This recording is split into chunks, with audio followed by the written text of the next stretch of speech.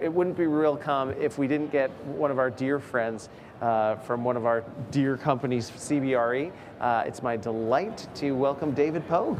Hi, how are you? I'm good. Great to see you. Good to see you again. And actually, I was enjoying that last conversation. I think you should have just continued that for another 5 minutes. I think that's.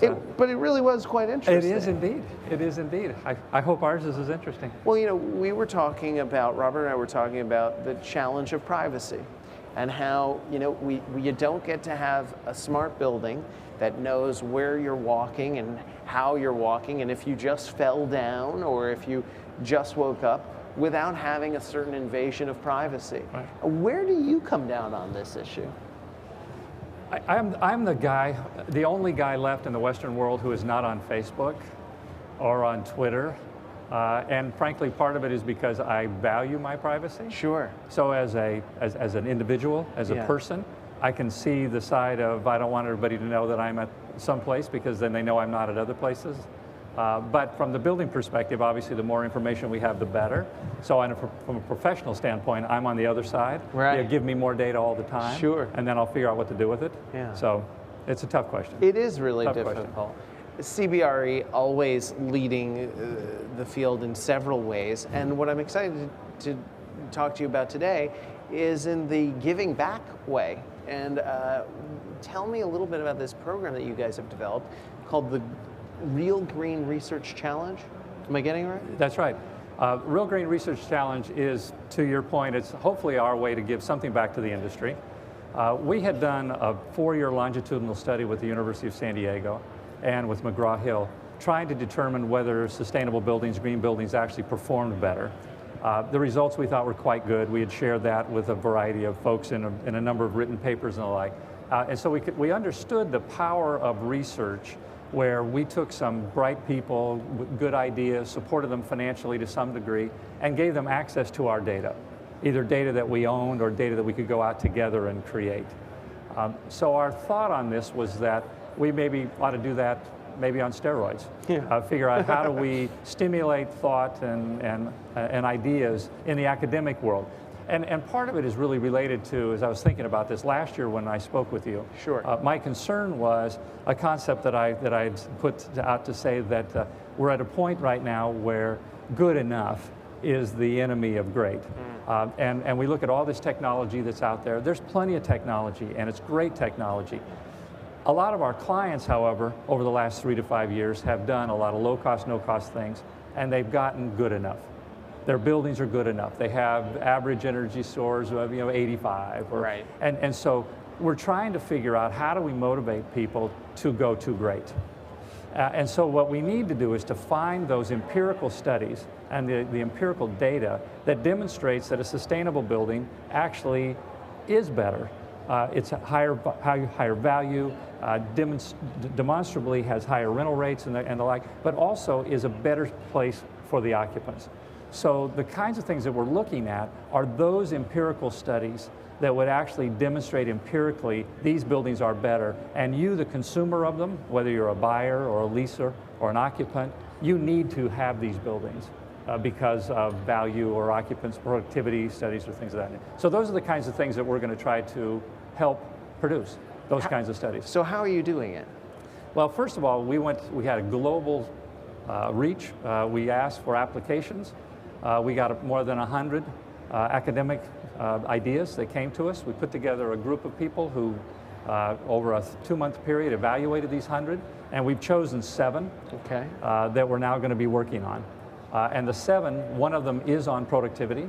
One of them is on efficacy of separate meters, which is something that we have a real interest in. 2 or 3 of them around value, just trying to prove out value. One of them is creating a green building index that can demonstrate quarter by quarter the growth of green building in the space.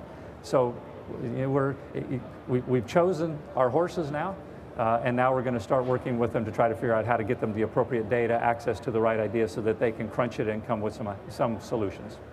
Interesting. And how much money are you gifting or granting these people? We're going to grant $1 million. To each of them or total? Total. In total. That's great. And where are most of the researchers based? Most are US based. We do have 2 that are in EMEA, one in London and one in Germany. The other 5 are here in the United States. Is there some concern that because it's CBRE and because you're funding the research that it's almost a foregone conclusion, that the conclusion will be, yep, it's absolutely great and it must be done? Well, that is quite frankly why we have chosen to go through an academic, and that's what the work that we did with University of San Diego. We actually never got back the results, the surveys, the information went directly to them. Interesting. They did the manipulation of the data. Manipulation is probably the wrong word. They did the calculation, and then we jointly published the papers. But in the end, we really wanted what I call the academic imprimatur. Mm-hmm. We need to have the academics. And one of our groups that we're going to be working with, we hope, is NYU. NYU is going to, or Ulster, or Stanford.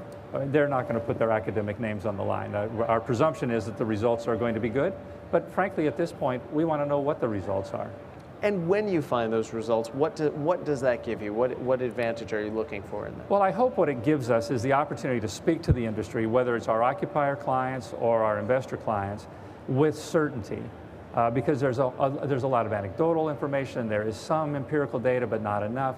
So our hope is that when these various studies are done, that we'll have enough data together and a compelling story to be able to go to an occupier and say, you need to occupy these kinds of spaces because these are the results that you will get. Mm-hmm. Or to an investor client to say, these buildings are in fact performing better in the marketplace. And oh, by the way, the data shows that occupiers need more of these.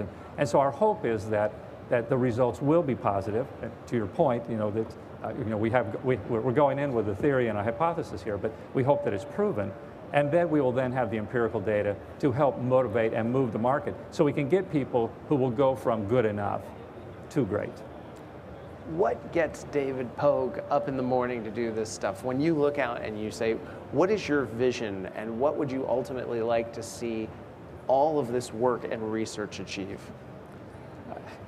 It's interesting. I'm a real estate guy by background, 40 years in the real estate business. I never really thought about this kind of matters, about the impact, but I have a grandson now. Yeah. And frankly, to me, this is important because I do believe that there are issues, that emissions issues, and that the built environment exacerbates some of those. I think we have an obligation and a responsibility to do something about it. And I'm in a perfect role where I get the opportunity to be what I call an evangelical mercenary. I believe in this strongly. I believe this is an important thing to do. But at the same time, we have the opportunity to do it for money and to find the economic outcomes for that. So for me, my mix of evangelical mercenary gets me up in the morning. That's fantastic. Are there any other ways that CBRE are really moving forward, either within the sphere of this initiative and elsewhere, to help promote, this type of research? Well, obviously we're a big organization, and to some degree we deal with the lowest common denominator, with this massive portfolio. But we're trying to live it ourselves. Yeah. We're taking some of our own experiences as part of our academic studies. One of the studies is looking at valuation, and we own a very large asset management group, Global Investors. They actually believe this. They live this. They're a very progressive company. So we're trying to promote also the work that they do, and one of the academics is actually going to be embedded in their organization looking at their data to do this. So we're hoping to not only live it, but also to share the results with others so that they can live it too. Fantastic. David, thank you so much for the work you're doing. My pleasure. I appreciate it. Thank you very much. Thanks for having me again. You bet. David Pogue from CBRE talking to us about sustainability, and great for them. This Green Research Challenge just sounds fantastic.